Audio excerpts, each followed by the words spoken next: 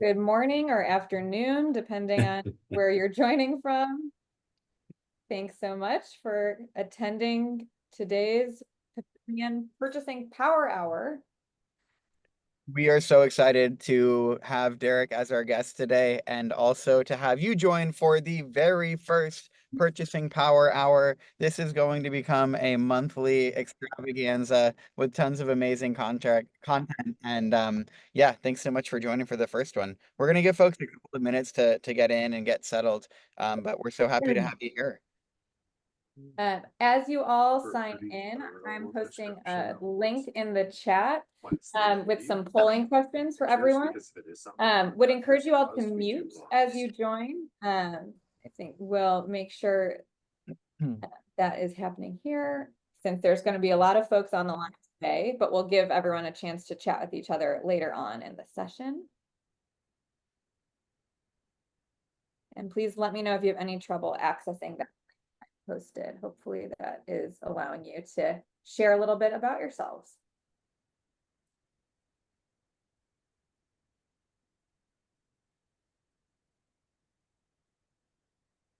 Derrick, you can fill it out too if you want.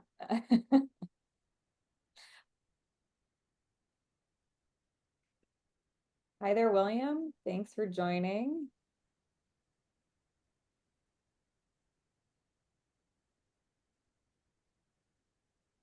I'm going to go ahead and start in just 1 minute, and as folks can continue to join.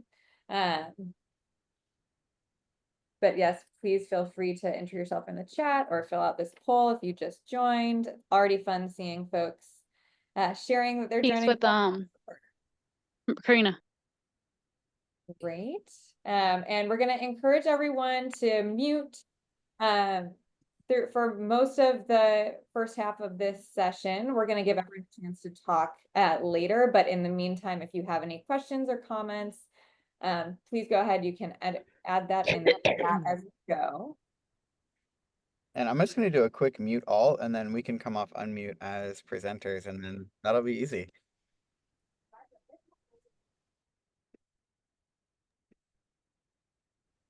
Great.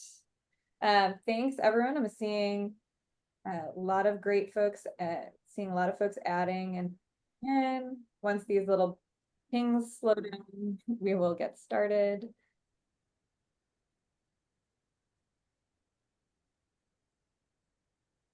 Great.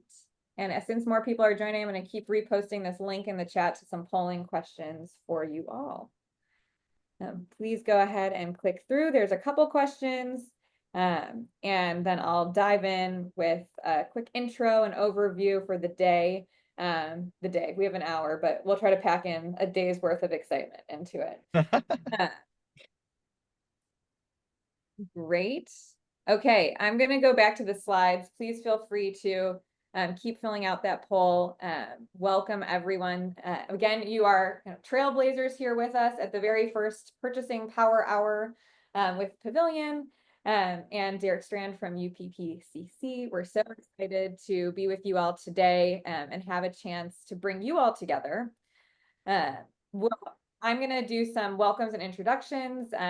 Then we're going to jump into some quick updates from Pavilion to make sure everybody knows some of the latest that's available there before we turn things over to Derrick for a deep dive on influencing others and embracing change.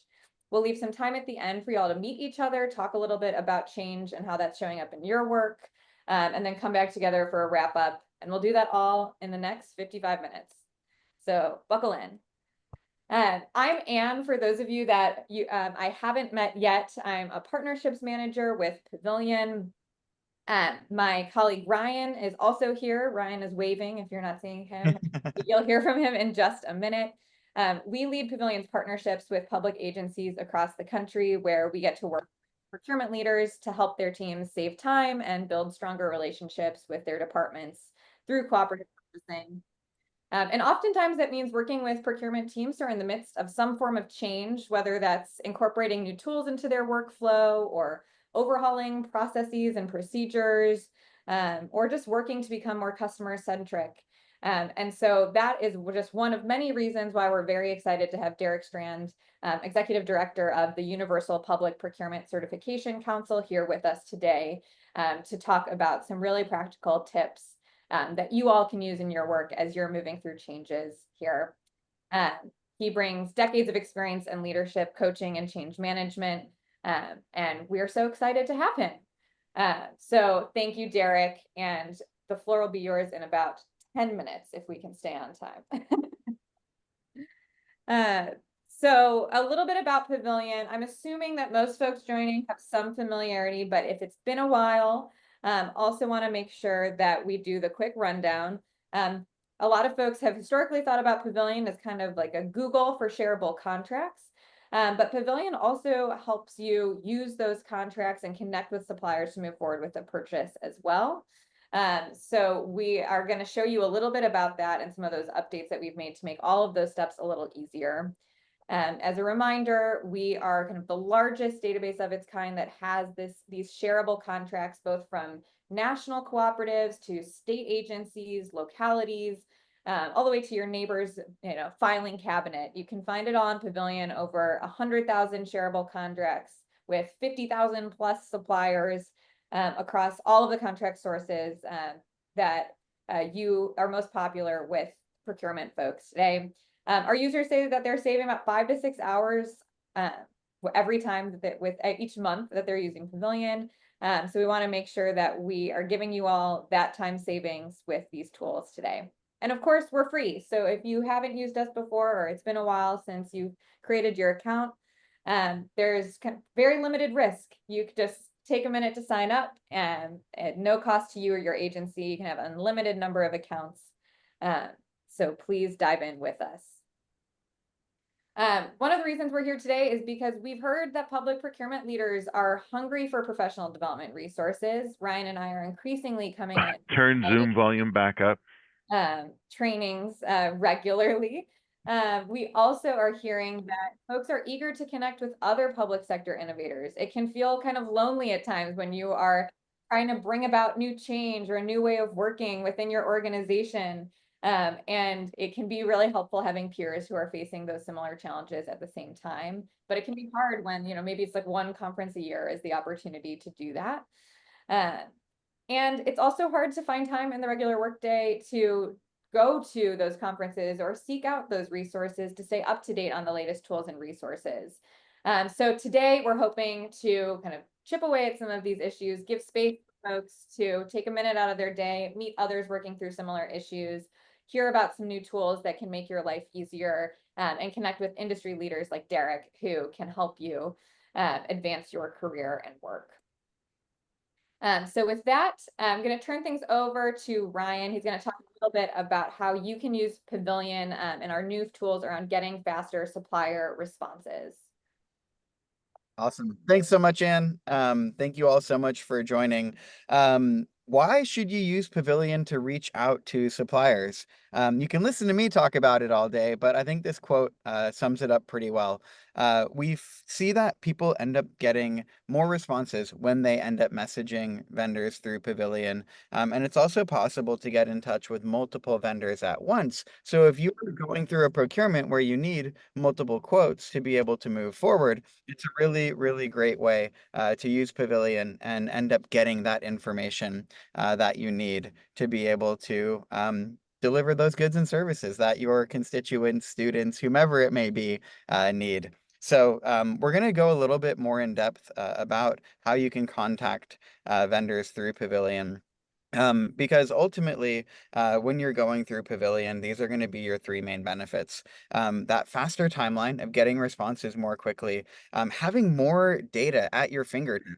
What vendor should I use? Who have they worked with in the past? Who is the right point of contact? Let us roll up our sleeves and do that heavy lifting for you, because we are making sure that ultimately the point of contacts that are here on Pavilion, that the information about the companies are as up to date as possible so that you can get to the right person. And this is one of the ways that we actually make it easier for you to get that information faster. So as much as I want to talk to you about it, I'm just going to show you really quickly what some of this looks like. So I'm going to replace the current screen share here with my screen. And here we are looking at Pavilion. So there are a number of different ways to get in touch with multiple vendors, but I think I'm going to start off with the shiniest, newest functionality, which is this Get Quotes button at the top of the screen. One thing to note is some folks have lost the Get Quotes button. If your window is smaller, it won't show up in the very top. It'll just be when you click your name. So if you have to click your name to get quotes, it's still there. Or if your window is big, it'll be here at the very top. Now, when you click on Get Quotes, what this does is gives you a little window where you can give us as much detail as possible about what you're trying to buy, like quantities, item numbers, descriptions, where it's going to be delivered, what service you need. Like, go crazy here. Give us everything that we need to make sure that we give vendors what they need to get quotes back for you. You can put in suppliers you're interested in working with, any other kind of unique requirements that you might have. Maybe you only want to work with local suppliers. Maybe you need this really urgently. Let us know what cooperatives you're interested in potentially purchasing off of. And then if there's anybody else you'd want to be privy to all of this communication, you can include them. And when you hit the submit button, this request goes directly to our team who immediately picks up the phone. I'm not kidding. They pick up the phone and they start calling vendors so that you don't have to. So if you want to get quotes quickly, come on here, put in all of the details for what you need, and we will immediately jump on it and do everything that we possibly can to get those quotes for you quickly. The goal is to get them in 48 hours. So yeah, be thorough and let our team handle this on your behalf. Now, you might have vendors in mind that you already want to use, or maybe you have contract sources and you would prefer to look through those options yourself. What you can do is instead go and run a search for whatever the good or service you're interested in.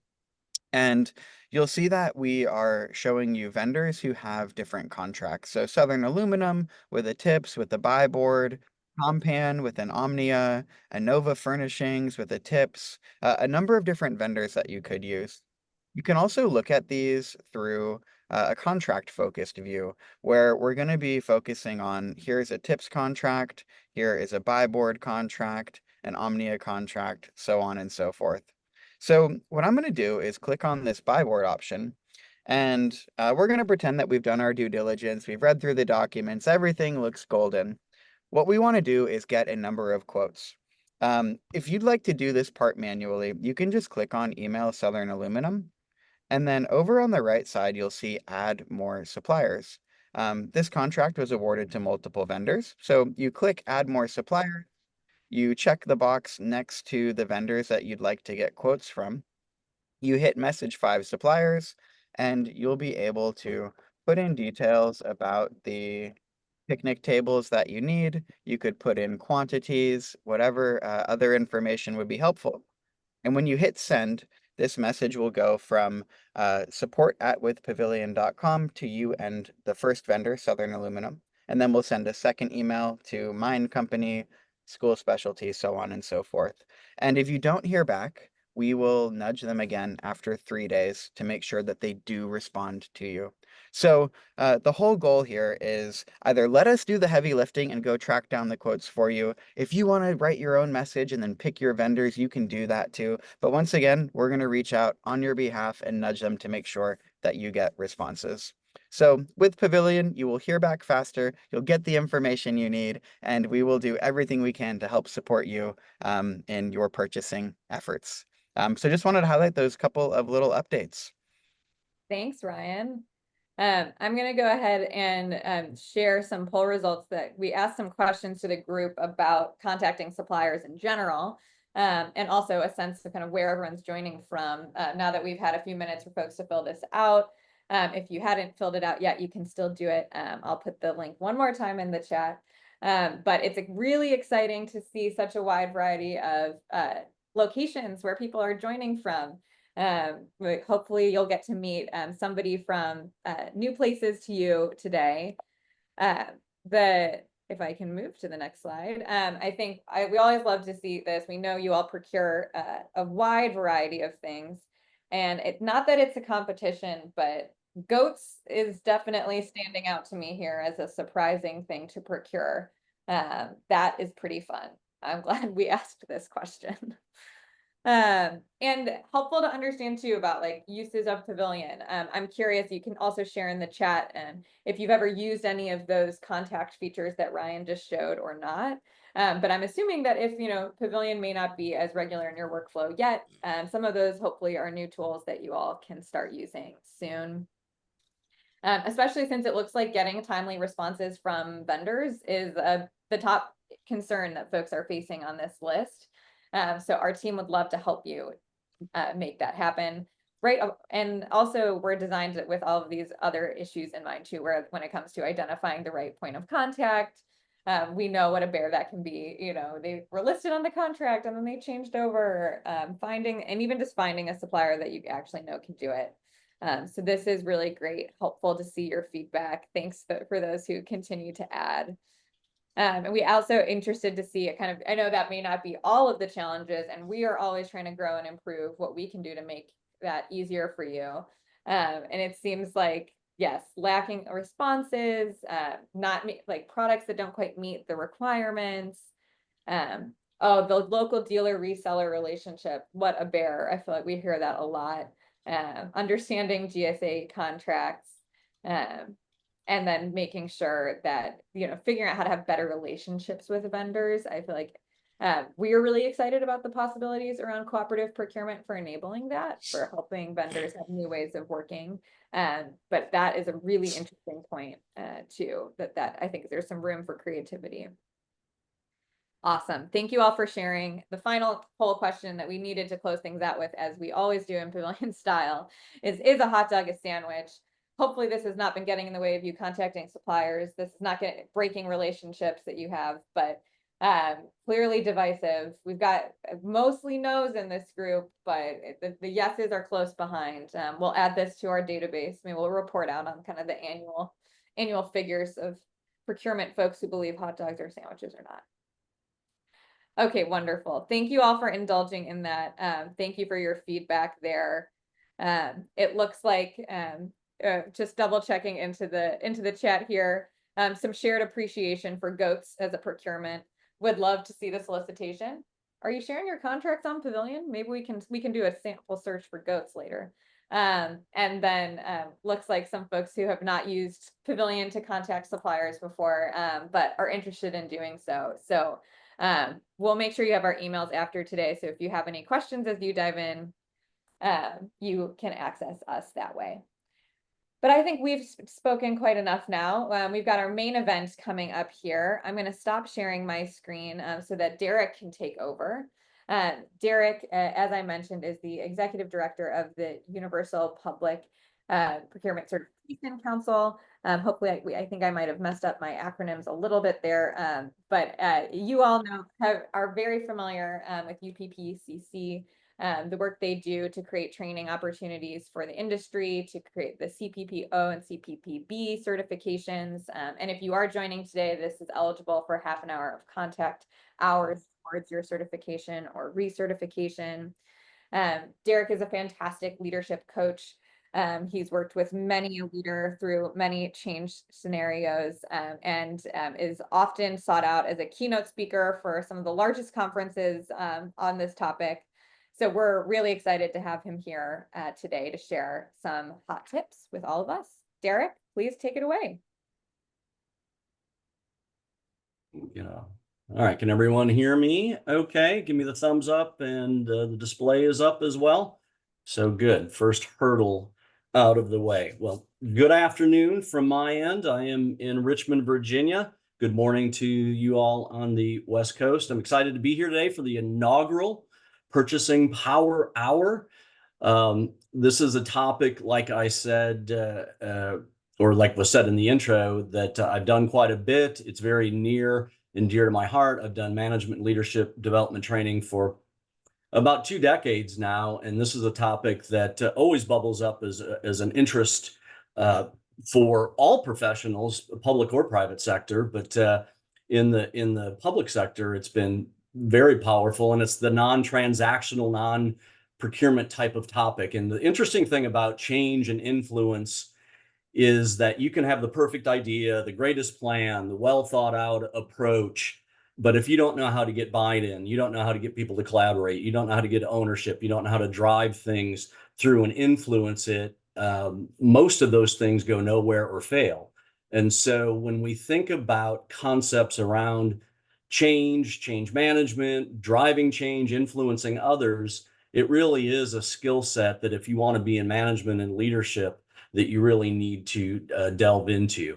And so this is something I can talk about for 1, 2, 4, 8 hours, depending on the time frame and how deep the dive is, but 30 minutes are here. So I'm going to hopefully have you get 2 or 3 or 4 nuggets of information that you walk out of here with that you can do in your chat rooms, but also moving forward. There's my contact information. This is the QR code if you want to catch me on LinkedIn. I share a lot of information there as well. So very, very quickly. So we're going to talk about learning objectives, what it means to influence. We're going to talk about styles and how that affects change, influence maps, different drivers for change, something called the behavior function, a very powerful rule called the 20-60-20 rule that I bet none of you have heard of before.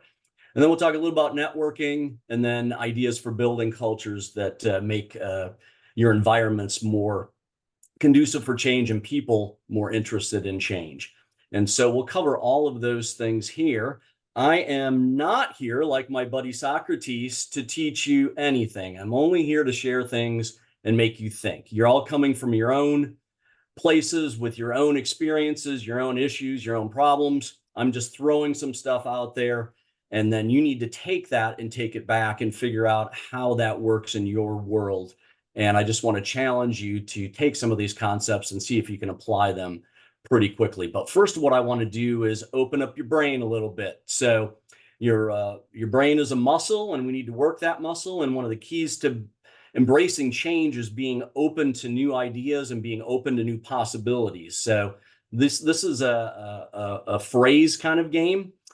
So very quickly here, I'm going to give you the answer to this one. So think of phrases like in Wheel of Fortune, but this is a puzzle, the way this is laid out on here. And the answer is actually play on words. Play on words is the phrase. Hamlet is a play on words. So everything is there for you to figure it out, but you have to look at it from a different angle or a different perspective in order to figure that out. So let's try a real one here real quick. And it's hard to do when we got the Brady Bunch boxes on here. For people to get involved with it, but this is another one. So this is another phrase, another way to open your mind. Everything you need to, or all the information you need to answer this is on here. It's the relations between being above and below. Not obvious what you see there. If you're a left brain thinker, you already have smoke coming out of your ears because this is more of a right brain type of process of lateral thinking. But I will give you the answer. And if you look at the bottom, another word for correct is right. So if I use that as a phrase, I can come up with something in relation to the top and say right under your nose. Right under your nose is the actual answer to this. Hopefully some of you are seeing that and figuring that out. Oh, Ryan finally got it. I can see that there. And so a lot of times when we're at work, we've got all this information and all this data and all these things in front of us, but we can't see outside the obvious. We don't look for things that are different. We don't look for things that are lateral in the thinking. And so we have to train our brain to see new possibilities and see new answers, which leads me right into what we're going to talk about today. This is the last puzzle of this. And now that you're seasoned veterans of these type things, I'm sure you all can figure out what this is. Probably not. But the answer is there is a fine line between influence and manipulation. There is a fine line between influence and manipulation. So when we're talking about influencing others, that's a positive approach. Manipulation is not a positive approach. So I'm sure you know leaders or people that you've worked with that act like they're influencing others, but they're basically manipulating them to the viewpoint they've already decided. and manipulate it into something that's good for them or moves their agenda forward. So that's very self-serving, and we don't want to do that. Influence, on the other hand, is using some of the same approaches, but influence is more of you're doing something for the team, for the function, for the organization, for the taxpayer, for the greater good, so to speak. So think about it that way. Manipulating is doing something for your own purposes. Influencing is doing something that is for a greater cause. So I want you to think about it that way. So influence is a skill, and it is something that you have to work at. And a lot of what we're going to talk about here that I'm throwing out for you to think about is just really awareness. Awareness of what's going on around you, awareness of people, awareness of styles, awareness of dynamics, and then that helps you figure out the best approach to move into change and influencing others. The first thing I want to say, though, around change is that we have to come to grasp with this phrase, which change is hard.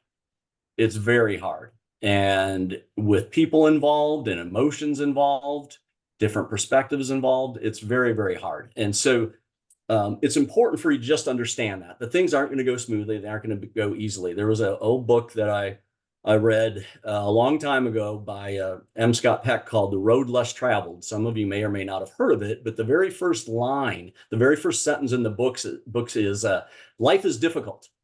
And as soon as you accept the fact that life is difficult, it no longer is. Meaning I have the mindset to understand there's going to be ups and downs and flows with the things that we do, and things aren't always going to go the way we want it to, and that's okay. And we have to have that mindset to know that it's difficult, or else we tend to give up or not persevere and not stay determined with what we're trying to achieve. So remember, change is hard. Some people that I work with, especially on different change initiatives, think that change goes like this, that it's just a straight line up, everybody will get along, everything will go great, there's nothing that will happen that changes the perspective.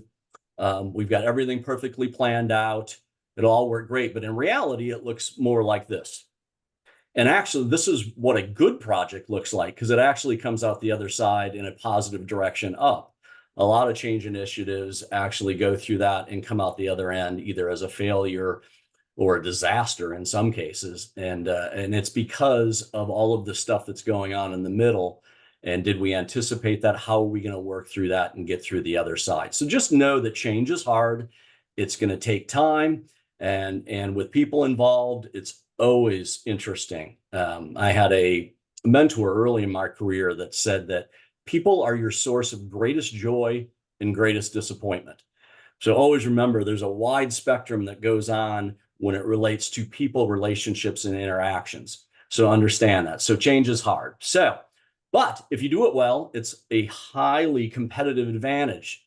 Your ability and your organization's ability to learn faster, to move faster, change is the only real certainty that there is now. I used to work at Deloitte in consulting years ago, and we had a practice that was called change management. It was actually a change management practice, which always referred to change almost as like a project that had a beginning at the end. In the end, that group doesn't exist anymore because there is no project as it relates to change. Change is just part of everything that we do. There's change every day. It's woven into everything that we do. So it is the only certainty. And if you think about where we're heading just in general, is the pace of change going to decrease or increase? It's going to increase. Is the pace or the amount of change going to increase or decrease? It's going to increase. So things are going to happen at a greater amount in a faster pace. So in order for us to be good at what we're doing, we better be able to respond and adapt quickly. We were joking. I was just up in Ottawa, Canada last week giving a similar presentation. And we're talking about how you can have a strategic plan that you spend 6 months on. It's finally printed and rolled out, and it's almost obsolete 2 weeks later because so many things have changed since you originally put it together. And so our ability to ebb and flow and change and react is very, very important to drive change. So, but let's talk about then some components of this. And like I said before, I'm doing a 30-minute version of this. We can go way deeper in this. If any of you in your organization or other conferences are interested in hearing more about this, please let me know. Send me an email afterwards.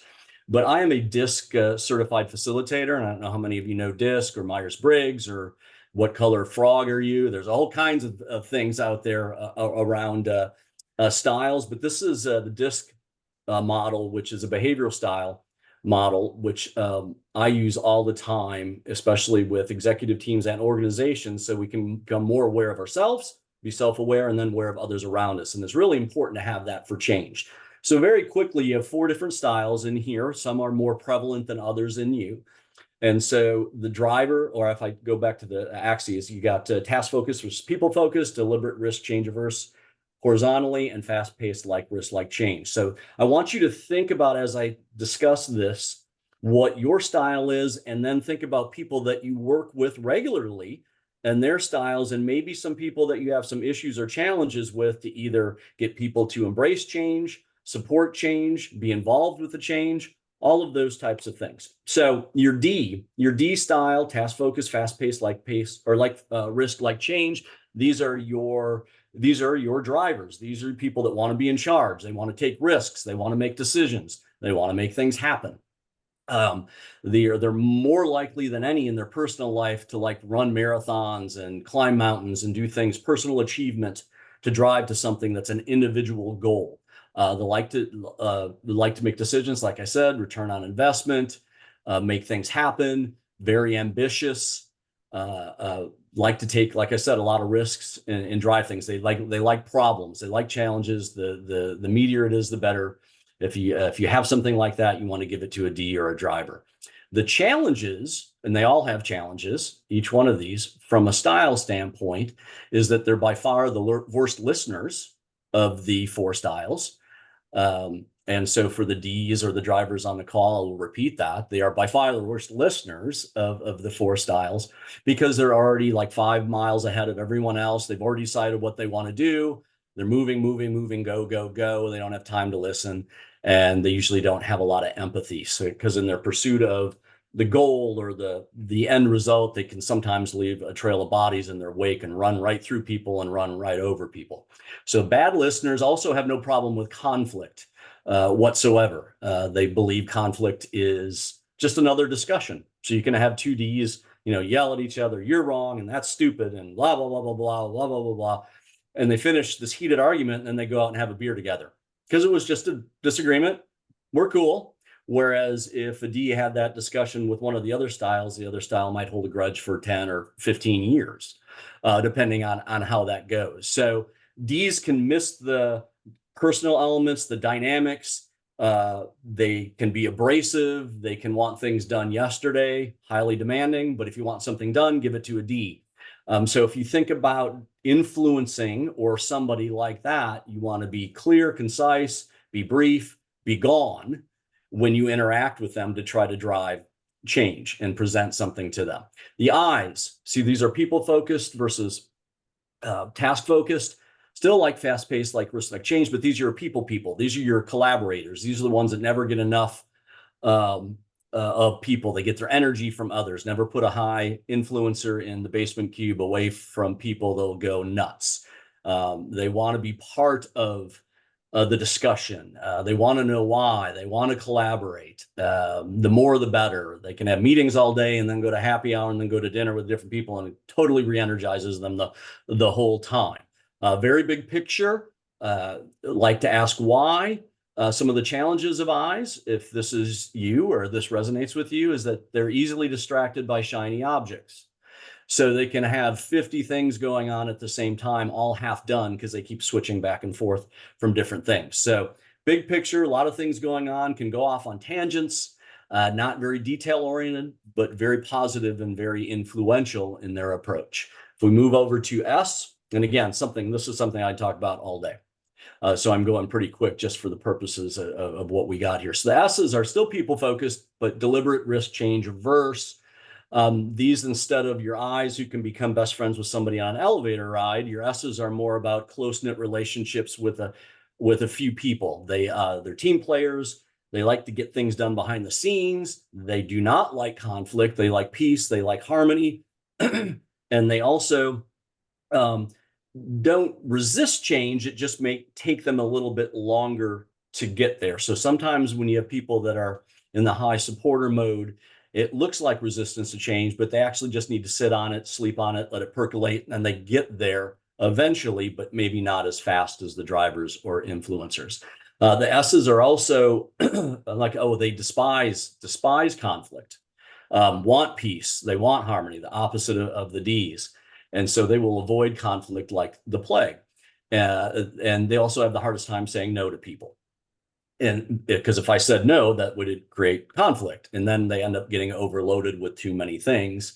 And then set themselves up for failure because of that. The other part from understanding when you're dealing with S's is that they have the best poker faces of the 4 styles, meaning it's hard to tell how they feel about something. Are they on board with it? Do they hate it?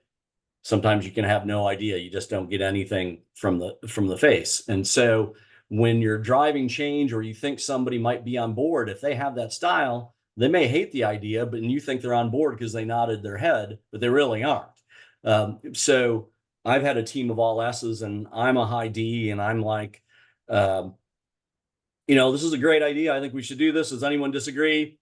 Silence. Great. Everybody's on board. Great. We'll get started. I leave. The 5 supporters go to the coffee machine and they go, can you believe we're doing that? That's the dumbest thing I've ever heard. That's blah, blah, blah, blah, blah, blah.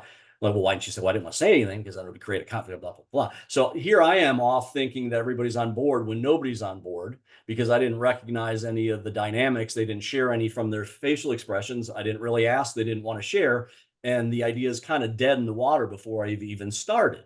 And so it's really, really important to know who you're dealing with. And it's from the old line, know your audience, whether it's one-on-one or a group of 5 or a group of 50 or 500, you have to know who you're dealing with and what's going to appeal to them and what type of messaging is going to work. C's are the calculators real quick. So they're deliberate, but they're more the analytical people. They're the never enough data, never enough information, never enough analysis, can suffer from analysis paralysis because of that, because they never make a call. And we were talking earlier about rolling something out, and we could wait to 12, 18 months to get it perfect and never roll it out. Whereas if you just try, you can make progress. And sometimes the C's struggle with that. So the C's and S's sometimes have the biggest challenges with a change. C's more from the analytical standpoint, S is more from the people and pace of change standpoint.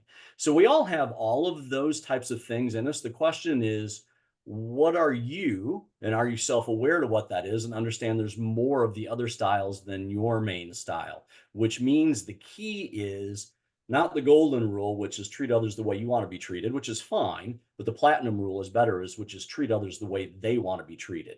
So you have to understand your style, understand somebody else's style, and how do I flex to meet their needs and give them information in a way that they would want it to get them on board or to gain buy-in. So very quick version of just DISC and behavioral styles, but think about where you are, think about the people you work with, think where you have challenges and problems, and figure out how I can flex to meet other people's needs away from where I am.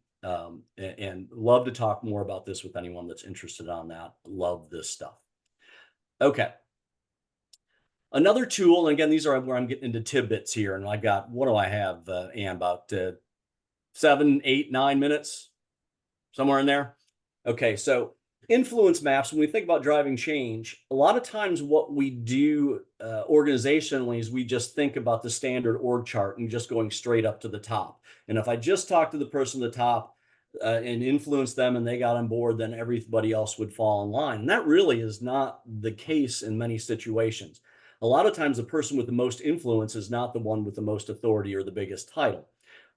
Back when I was consulting, 2 stories there. One, being a high D and just wanting to skip the middleman, I went straight to the CEO and said, let's do this. Let's do this. What do you think about this? You on board? And the first question they had was, well, is the CIO on board? Did you talk to them? Is HR on board? Did you talk to them? Is the finance guy or gal on board? Did you talk to them? Because if you haven't talked to any of them, I'm not going to approve any of it because I want to make sure they're all on board before I am. And so it was one of those learning things for me to say, I've got to know who are the people of influence that I need to start with in order to get people on board before I can get final approval for something. So sometimes it is the big, like in this influence map here, the bigger the circle has the most influence. And you don't have to do this for every one of your situations, but think about who are the people that are in play, who are the decision makers, who has the most influence. And maybe I need to have discussions with those people that are the biggest influencers that then influence the other people that may have a bigger title. And so think about that. I got other stories on that, but I'm running out of time and I want to get to other things on that. But it's not always the CEO or the top of the chain. There are lots of other people that you may need to involve to get your idea heard and approved and supported. Quickly, drivers for change, just something to think about. I'm going to put them up here quickly. This is more about what's the level of effort to drive a change. And so a lot of people discount how much you have to do to drive a change and how open people are to support it. In compliance, regulatory, and legal change is usually easier to get people on board because there's no choice. You just have to do it. It doesn't make any sense. If it doesn't make any sense, it doesn't matter. A lot of things that you do that are legal or regulatory compliance maybe make things worse, but everyone knows you have to do it. Infrastructure can be difficult or not difficult depending on the people component of what it is you're doing. The more people component, like their job changes because of the change, the more you're going to have to train, the more you're going to have to communicate your message, the more you're going to have to do things in a way over and over and over to drive that success.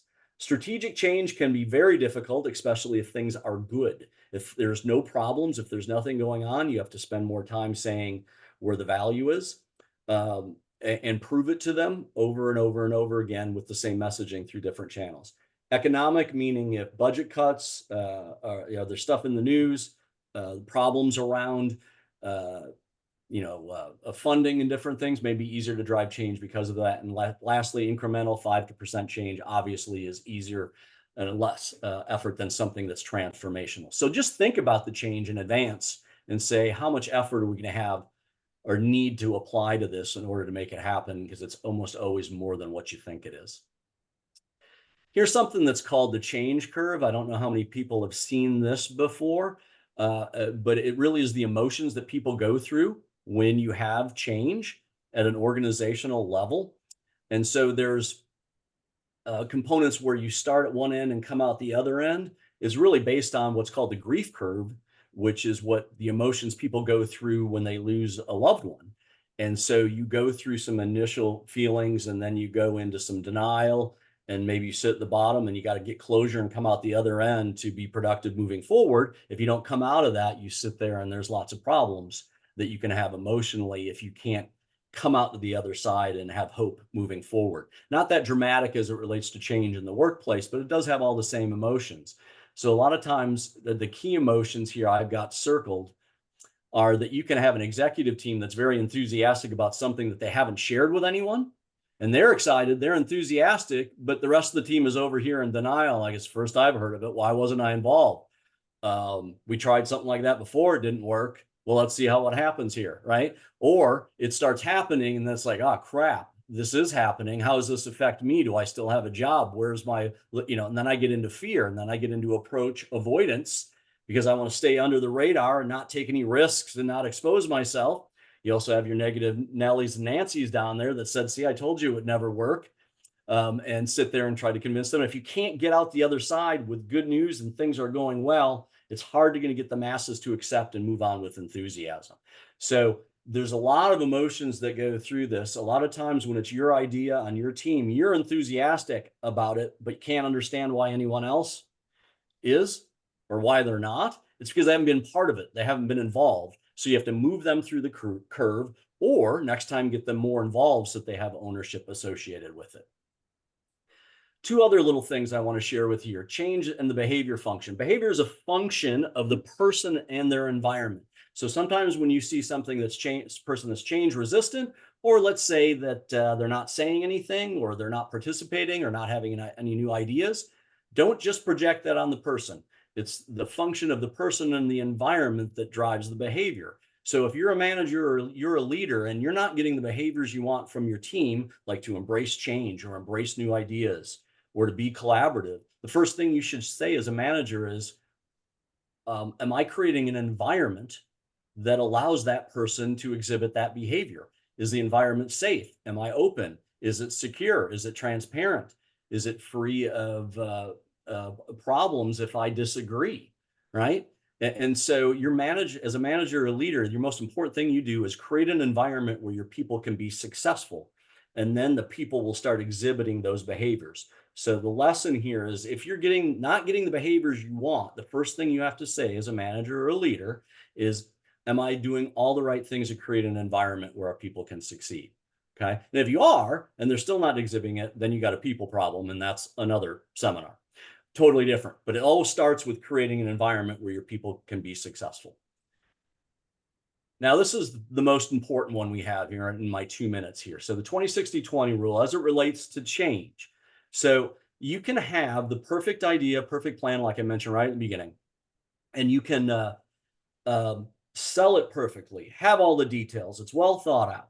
Usually what happens is that 20% of the people will be on board immediately. Sounds great. Let's do it. Looks amazing. On the other hand, 20% of the people will hate it and never be on board, no matter how well it's presented. That'll never work. We tried that 20 years ago. That's stupid, whatever it might be. And then there's the 60% in the middle, and this is the important part, that will go one way or the other depending on how well you execute that particular idea. So in a team of 5 or a team of 50 or 500, let's just do the 5, roll out the idea. One person says, love it. Another person says, I hate it. 3 people in the middle go, I'm not sure. Let's wait and see how it goes. And they may go one way or the other, depending on how well you execute it. So the real lesson here from somebody who's trying to drive change is that we don't need to spend time on the 20% that are on board. They're already on board. Here's the kicker. We don't want to spend anything on the 20% that aren't on board because they'll never be on board, right? Yet that's where we tend to spend our most energy and get frustrated and disappointed because we can't move them in the other bucket. Where we want to spend our time is in the 60% in the middle, using our 20% that are already on board, that are champions, to help convince them to get on board. We have quick wins, small wins, momentum, moving, communicate, share, train, to move those 60. And the best thing that we can hope for is having 80% on board. Never, ever think you'll get 100% people on board with anything you ever try to do. And so we need to influence the 60 in the middle and not waste time on the 20. A lot more I could talk about that, but it's a super, super powerful concept if you think about it. And honestly, you think about how much time you waste on people that'll never change when you should be spending it on the 60 that you can move. All right. The other thing about driving change is having a powerful network. And there's lots of things that we can talk about in here, but you know, it's building it before you need it. Help others, do things for others, network with people like you're doing right here and at conferences. Don't sit at the table with the same people you already know. Meet other people and expand that reach. The most influential people I know are the ones that have the biggest network, where they can reach out to others and connect and help them find something else outside of that network as well. But be a giver, be open and genuine, and follow up and stay in touch. That's why I would love to connect with you all on LinkedIn so we can build that as well. It's a very powerful tool from a networking standpoint. The last thing I want to do, and because we're running out of time here, is just ideas for you to think about. How do I change my culture on my team? How can I do little things, not organizationally, but little things that can help? So the only one I want to talk about here right now is the Stop the Insanity one, which is a tool where you can give everyone their permission to say, what's something really stupid or insane that we do that we should just stop doing? And give the permission. Remember, create an environment where it's safe and okay to do it, right? So something like somebody would write in, hey, it takes us 20 hours a week to generate a report that nobody reads. That's stupid. Let's stop doing that. And it goes to the manager. The manager goes, yeah, let's stop doing that. All right, next, what do we have? And we get some momentum where we're eliminating non-value added work and then going, oh, that's okay. Well, here's some more. And we get rid of that stuff, and it gives us more time to do other things. Other things there too as well that I can talk about if you want to send me an email around that, or we can have a call. But lots of ideas for changing culture that you can do just in your immediate team right there. The last thing I'll say about training is that there's no value in this unless you take the stuff that you heard and you start using it. So you have to start using it immediately. If you don't, it'll all disappear and go right back to where you were. So take some of the nuggets, the things you can have or that you got out of this short presentation, and hopefully make something stick and apply almost immediately. If you're interested in finding out more about certifications, the CPPO and CPPB, please let me know. There's the QR code there. I can also, and make this available, this presentation. If somebody wants that, I can send it to you in PDF form so others can have it. very, very quick discussion, a lot of content in a very short amount of time. Love this stuff. It's so important. If you're trying to get things done through others, be a person of influence. And remember, leadership isn't title, leadership is influence. You can influence anywhere with anyone using a lot of these tools. So hopefully there's something you grasped out of there that was worthwhile. And I am very thankful to be part of this inaugural event. Would love to come back in the future on other topics, but thank you again for the opportunity here today. Amazing. Well, I thank you so much, Derrick. That was fabulous. I can see from the chat, people were engaging the whole way. I learned a lot. Ryan and I were talking about, oh, this, like, we could apply this in our work all the time. So thanks for being such a great resource to us and helping us kick this off on such a strong note.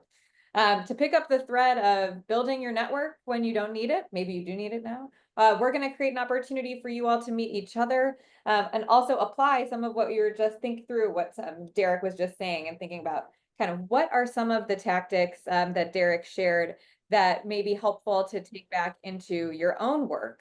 So I'm going to put a couple questions up on the screen.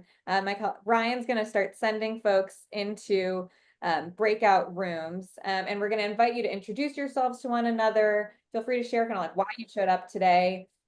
We'll come back in about 7 minutes, so we'll have to keep it snappy, but share a little bit with each other about kind of why you showed up and what changes you might be working through in your organization. Oops.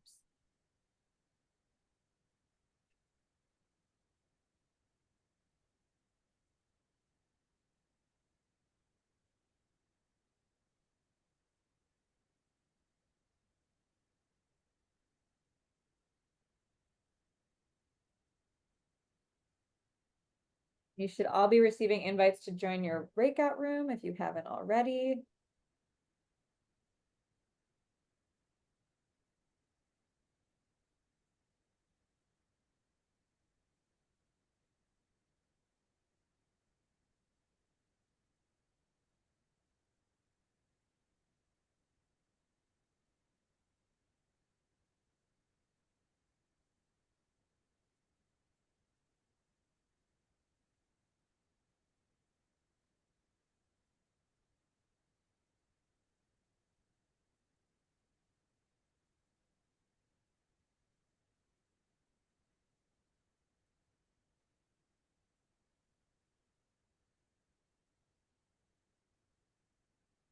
Brian, are you moving folks around? Okay, great.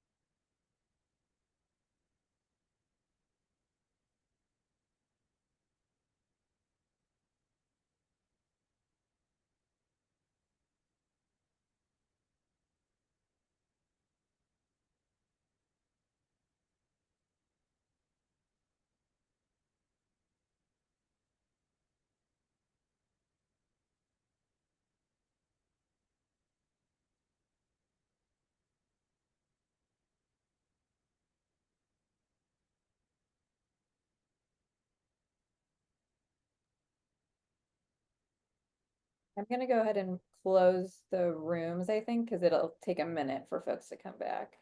Sounds good.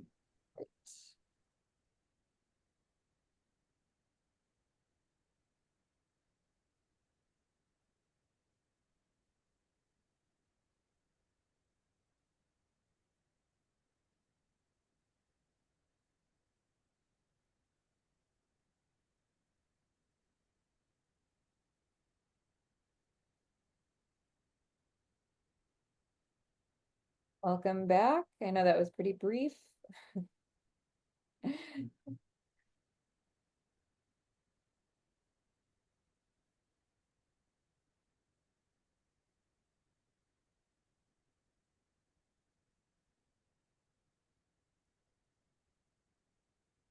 Still gonna get a few more folks to come back. Yeah, I can see the breakout room countdown timer. They'll all close in 10 seconds. All Bye. breakout rooms will self-destruct in 5, 4.